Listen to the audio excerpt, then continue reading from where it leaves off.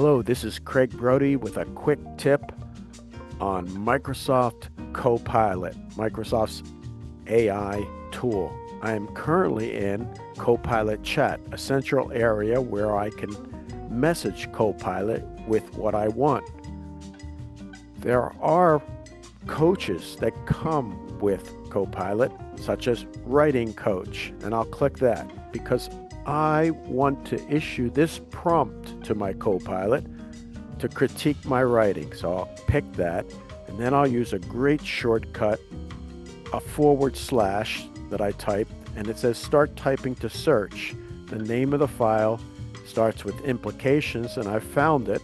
So then I just pick that and send my request to Copilot by clicking that arrow, and almost instantaneously it looks in my OneDrive in that document and gives me some instant feedback, constructive suggestions, and additional enhancements.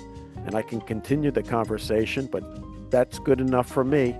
So there's one of many ways that Microsoft Copilot can save me time and make me more, in this case, effective in my writing. Thank you very much.